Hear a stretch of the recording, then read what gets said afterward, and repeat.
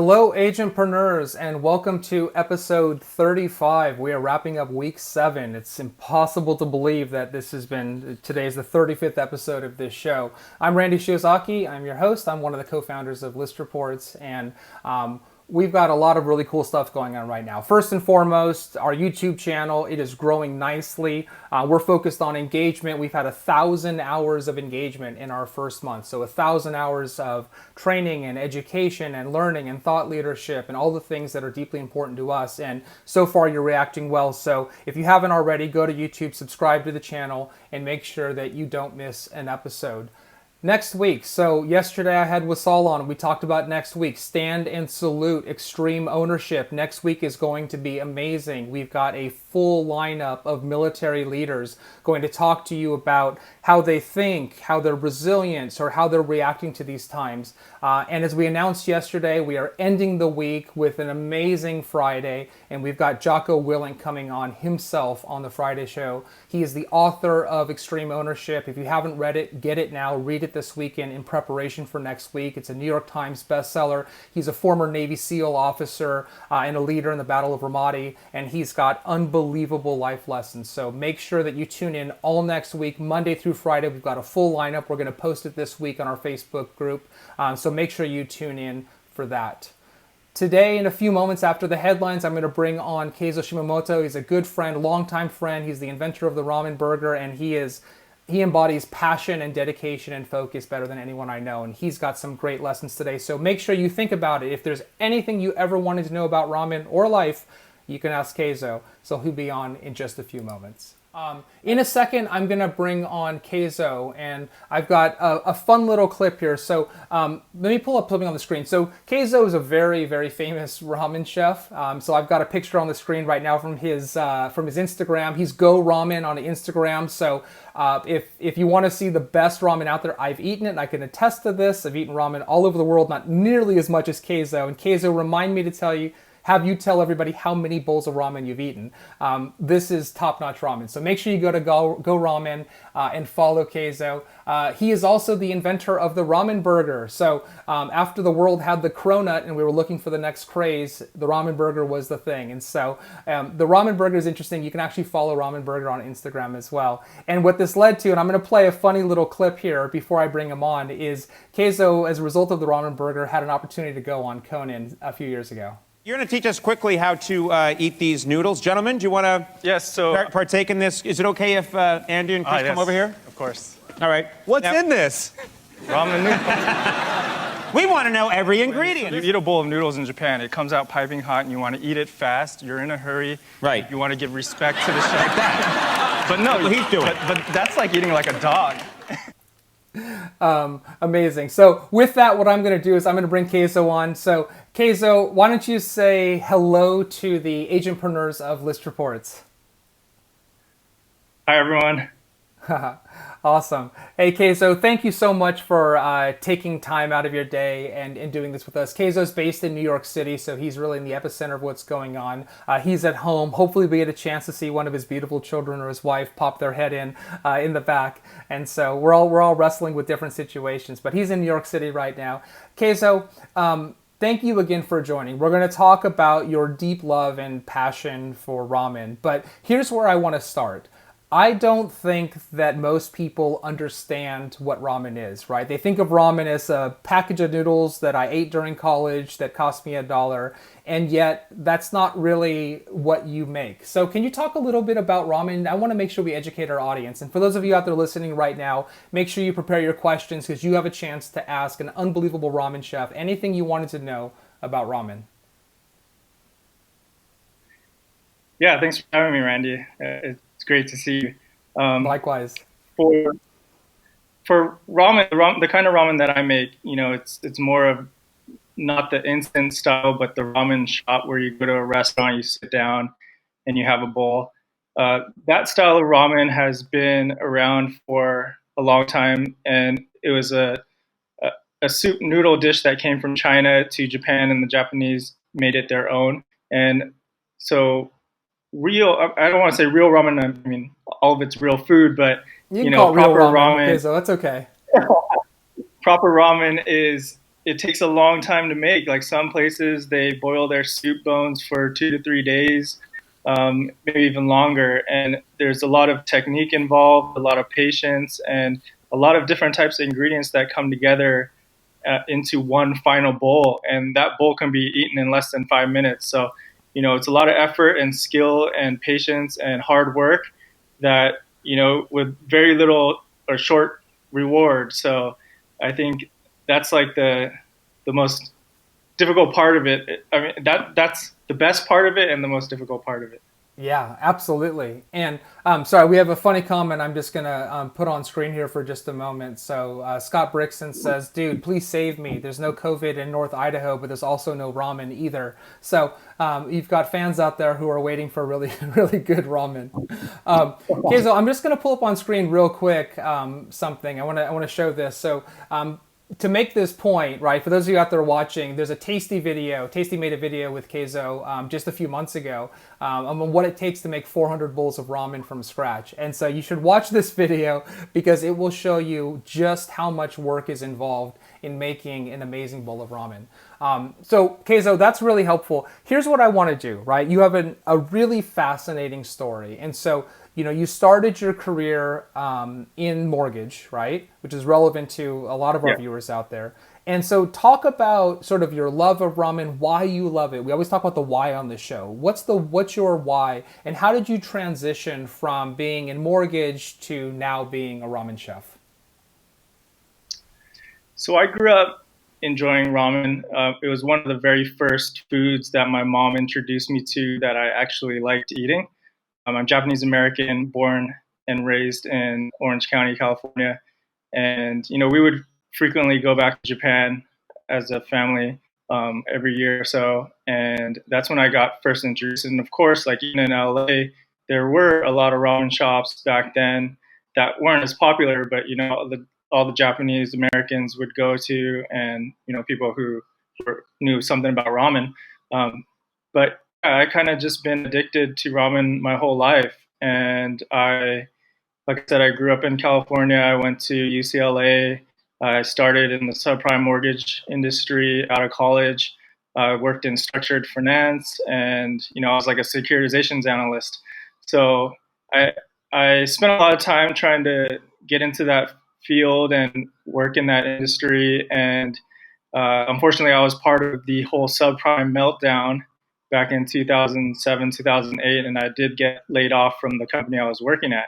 At that time, it was like, I was still like 20, 29 and relatively young, no family. I wasn't married. And it just felt like, I worked from college so hard to kind of move up the ranks. Yeah. And then all of a sudden, I was making six figures. I felt like, oh, it might be time to settle down. And then boom, like out of a job, on unemployment, like not knowing what's going to happen next. And then the next couple of years, I would jump from mortgage company to mortgage company. And within like 2 or 3 months, they would go bankrupt or, implode as well. And so it just really got me thinking. At that time, I started going into like more computer programming because my friend had a programming company. And I was an independent consultant, so I had a little more freedom, but it still didn't really like add up and make me feel comfortable with what I was doing. So at that time, it was just I took a trip around Japan.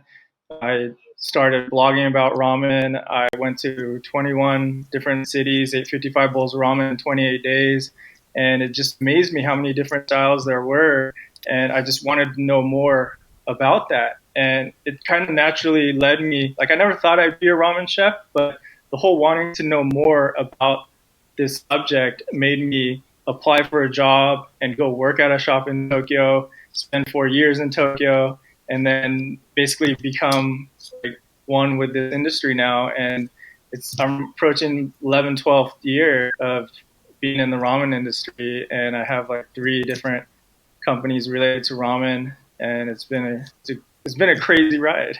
Yeah, it absolutely has been.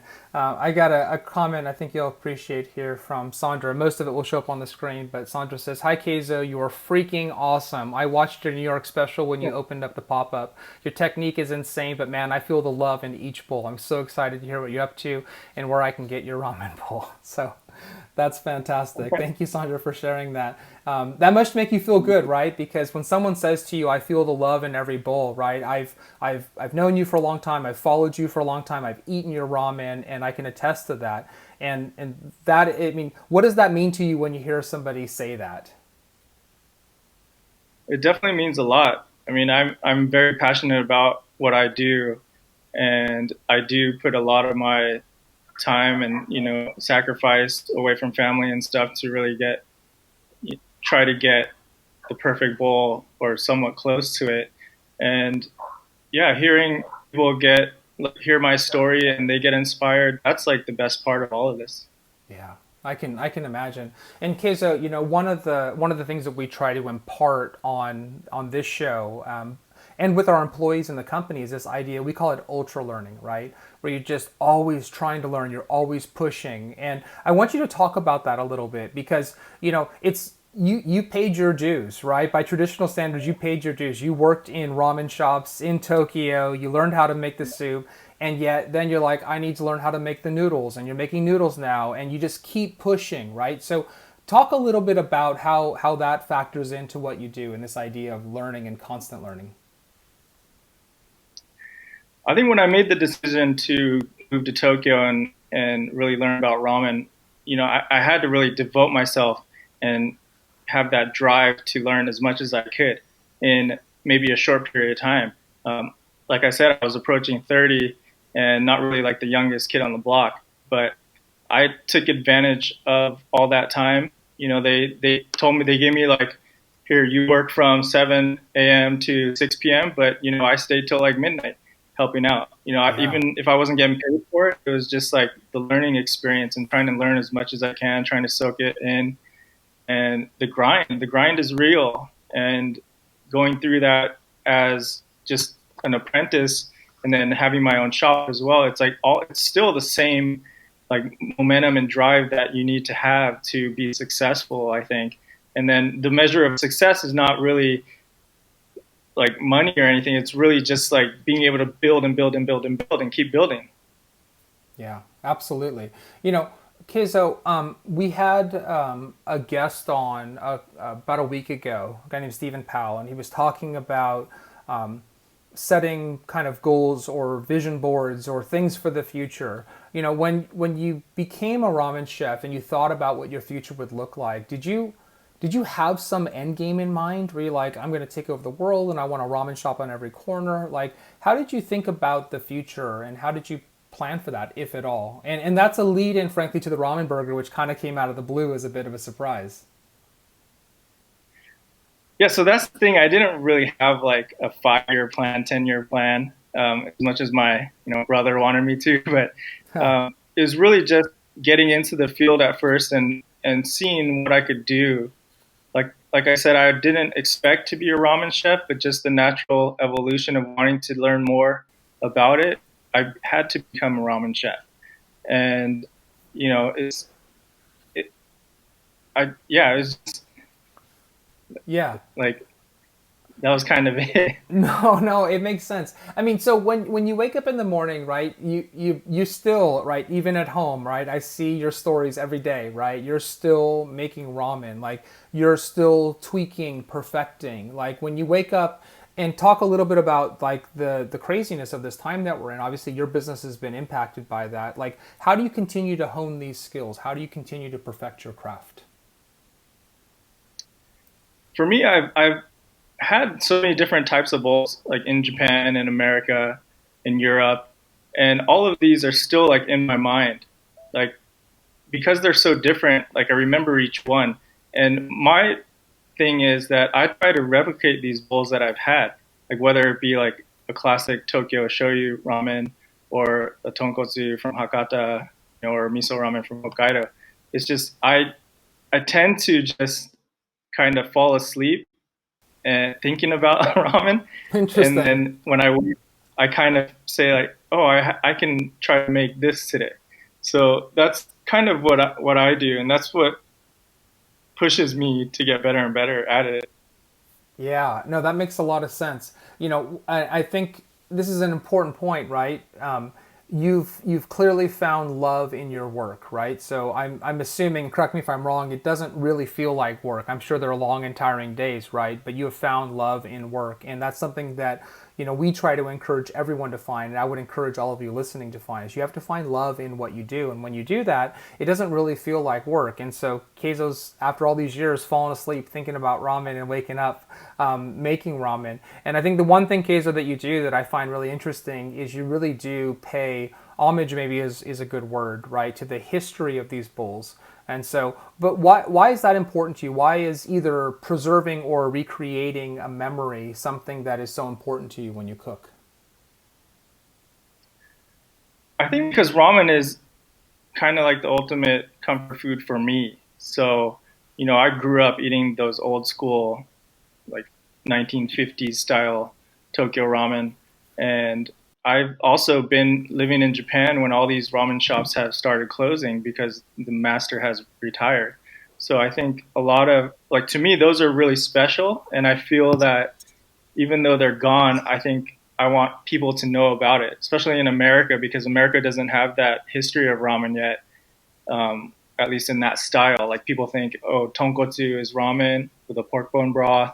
It is ramen, but there was a deeper history that's kind of getting lost. And even in Japan, they have this phrase that say, "Oh, that style is like the dying style." So I think for me, it's important to really kind of just tell people this is kind of how it started and where it came from, and this is how I think it will help the next generation of ramen.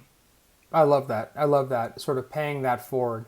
We have a really interesting question for you, Keizo, from Scott Brixon, who says, question number one, okay, when you're not eating Japanese ramen, do you prefer Youre, which is, the Taiwanese beef noodle soup, pho, right, Vietnamese pho, or pad thai? That's the first question. So what is your go-to noodle when you're not eating ramen?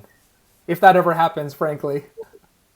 Yeah, definitely. I mean, I love all other foods. I love all Asian food. I love all American food, burgers, pizza. But I'm definitely a soup guy, so I'll probably be eating pho and noodles. Good choice. Still, Okay. Pho is your choice on there. I agree. I like that. My choice would be the Nyorumian, the Taiwanese beef noodle soup. That's my absolute favorite. By the way, I found a great recipe with an Instapot. No, it sounds terrible, but it's actually very good. His second question is, and we had this question twice, is what's the best ramen solution for a lazy home cook, right? So either you can't get out to a great shop right now, or in Scott's case, you don't have one nearby. What do you do at home to make the best possible ramen?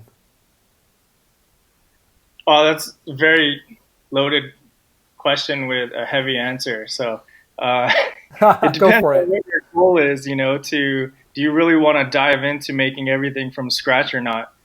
Because if you do, then it takes a lot of time, and it's not going to be like that 3 minutes on the stopwatch to get a bowl in your mouth. So I think there are a lot of blogs out there now, a lot of places like putting out recipes to help noodles or soup or whatever, or you can even buy like really good fresh noodles at the market now. So it's really up to you and what you want to challenge yourself with it. But definitely, if you want to learn how to make ramen, you got to eat a lot of ramen and kind of experience what it is first, and then try to either mimic or pay homage to those styles, and then make it your own. It's very hard to, if you have no experience at all, Yeah. to kind of recreate something like in any field. So definitely try to get experience on eating ramen and then replicate your favorite style.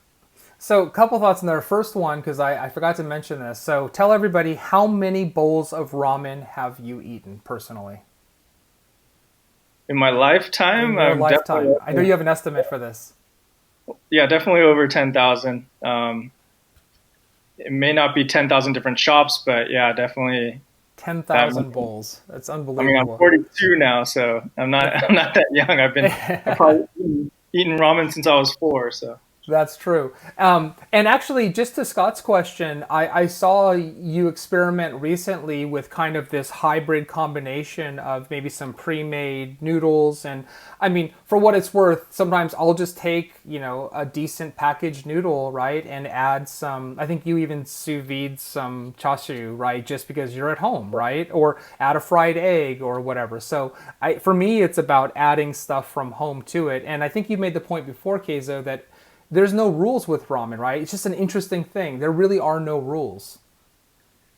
yeah, I mean, I've been getting those like Myojo fresh ramen noodle packs from the Japanese market Mm-hmm. and basically just trying to spruce it up. I grew up eating that as well. Like in college, I survived off of that. Yeah, make my own chashu, make my own toppings, do a little stir fry on top or something, and it can be a really good bowl. Like you don't have to make everything from scratch, Right. but especially if you're in a hurry and you just want something really good that's quick, then I would do that all the time. I think that's great. So we actually have another question, and then I want to spend just a couple minutes going into sort of the transition to the ramen burger. But this is a good segue. This is a ramen burger question. For those of us who have never experienced the greatness of the ramen burger, what is it? How do you eat it? How did you come up with this idea? So this is a great segue. Yeah, so while working in Japan, I came across like a noodle burger type thing that they would do at the festivals over there. But they always put like chashu, the pork belly, or something else in there. And to me, growing up in LA and American, it's like if you say burger, it's got to have hamburger, like Yeah. beef. So I always felt like, and plus the one I had in Japan, it just really fell apart in my hands and it was just like mush. Um, but I always just messed around. I never thought it would be as big, even a business itself, to have the ramen burger. But I really just like kind of did it as for fun, just trying to make a bun out of the noodles, and I made it work. And when I came to New York, I actually came to New York to produce another ramen shop. And after that project was over, I had the decision to go back to Tokyo or try to stay here. So I figured, you know what, let me give this ramen burger a try at one of the outdoor markets. And when I did and I announced it on my blog, it just went viral instantly. And, it's really hard to explain how that happened. It must have been like some crazy luck because, it was just crazy times. Yeah, it was crazy times. And again, I think, it's a testament to the creation, which you just look at it and you just want to eat it. And you've served me one before and it's absolutely delicious. And so that led to Conan and morning shows and a lot of stuff. And I want to go back to one thing real quick, Keizo, because I missed this question and I want to top off some of the ramen stuff here. It says, what's your favorite type of ramen to eat personally? What is the most popular between your restaurant patrons? Shio, shoyu, tonkotsu, etc. What's your favorite and what's the most popular out there? My favorite is a shoyu chintan, which is the clear chicken and fish broth. That's because it's the Tokyo style that I grew up on, so it's the most nostalgic to me. The most popular in my restaurant was this bowl I had called the Quiet Storm, which is a really rich, Yeah. creamy bowl. And uh, but yeah, definitely like spicy. Americans love spicy. But I think from here on out, instead of like tonkotsu is really popular, the creamy pork bone broth. But I think there's kind of a change in palate as well. Like you see all these shops doing the clear broth now. That's really becoming popular, and people are enjoying it even more because it's more of a bowl you can have like every single day Yeah, it's rather not as than rich. Yeah. like once a week or something. So That's awesome. Um, sorry, you're getting a lot of comments on this one, Keizo. This is great. Thomas says, sorry, I need to leave the live stream. I need to get a bowl of takeout ramen before work. That's amazing. So, Keizo, let's wrap this up a little bit, right? So, the ramen burger kind of goes to great fame, and you've though it still exists, right? You've kind of returned to your roots in ramen. So just share with everybody kind of like where you're at now, kind of what's coming next, and sort of how you see the near future. Yeah, when Ramen Burger happened, it really kind of propelled my business, and I went from basically having nothing to a possible like really successful business. Like it was very hard to kind of supply the demand at that time, so that was the biggest struggle. We were only doing once a week, selling once a week, but every day that week we were trying to make as many as we can. So it was definitely a tough growth period for Ramen Burger. At the same time, like people think like Ramen Burger may have just been a gimmick. I look young, so maybe I was just some college kid that just invented this or something. But I actually put a lot of thought into it, and the flavors and stuff. The shoyu sauce is actually the soul of that burger. The bun might be the more gimmicky side of things that attracts the customer, but the longevity of people enjoying it has probably been the sauce and the quality meat that I use. So that's been great for the ramen burger. I haven't really changed anything for that, but also like since ramen burger was so popular and kind of made me a household name of some sort, but people knew me for the ramen burger and not my ramen background. They didn't understand that I really did spend 4 years studying ramen in Japan, and that it just wasn't like a fluke. So when I tried to, with the success of Ramen Burger, I tried to bring back the ramen side of me, my passion, and that's how I came up with Ramen Shack. I built a wholesale company selling soup to other ramen shops, and then eventually built this noodle factory where I'm making all my own noodles. So I've kind of gone full circle and made like almost every single ingredient in house for my bowls of ramen, which has kind of, it sounds crazy if you're in the industry, um, but it's just something that I always pushed for, that desire to learn more and to do more in ramen, and it just never ends. Like even if I stop and think, oh, I'm working too hard, and I want to do something else, I'll start doing something else, like, and push harder at that. So there's no stop. Very, very well said, Keizo. That's a good way to sort of kind of conclude this segment. I'm going to add one thing though that you said to me yesterday, which I think is a really important lesson. Is you said something to the effect that, let's say with your noodle business, right? It may never become as big as a massive noodle company, but you take so much pride in the quality of what you do that you think that there's some halo effect, right? Like you're sort of upping the game, right, for everybody. And so I'm elaborate on that a little bit, but I think you take some solace in the fact that by creating an amazing product, right, where you're doing everything basically from scratch, that it helps other people become better in what they do. Yeah, I think the mentality that I've had was never to really become as big as possible and as famous or rich. I just really wanted to introduce to people what I've always experienced, whether I've gone back to Japan or experienced it myself. So creating my own noodles and taking the ingredients that I have available in America and making everything from scratch is really, I'm just trying to show people that it can be done here, and kind of inspire the customer to always expect more quality as well. Like they don't have to go to a shop that is not making everything, or I mean they can if they like it. I mean, it really just matters, if it tastes good to you, of course you should go eat it. But also there are different qualities that I wanted to like bring to the table, that so people understand what ramen is and what it's capable of doing. And if I can just inspire people like that, then I'm very, very happy. Beautifully said, Keizo. Thank you so much for taking the time today to do this. I appreciate it.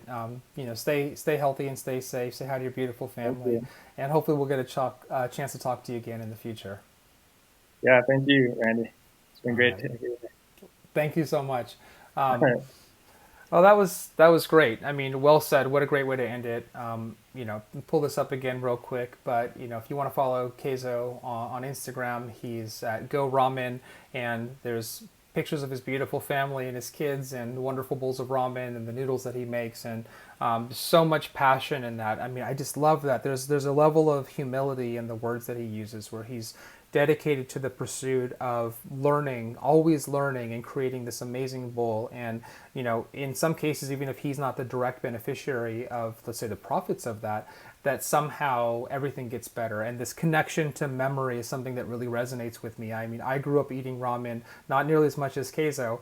And so every bowl that I have, every embellishment, whatever you have in the fridge that you put on it, you can make it your own. And that's what's so special about it. And I think that's what resonates with people. So with that, we're going to wrap the show. Next week, remember, stand and salute extreme ownership. We've got Navy SEALs, we've got Army officers, we've got an amazing lineup next week. We're going to post that lineup this week, and make sure you tune in next Monday through Friday, 11 a.m. sharp, right here on Facebook, and you're going to get a chance to learn from some amazing military leaders. We're also doing a fundraiser next week. We've got to partner with some matching funds as we lead up into Memorial Day, and we remember the great sacrifice, the ultimate sacrifice that so many people made. So until then, be safe and be happy and be healthy, and have a great weekend, and we'll see you on Monday.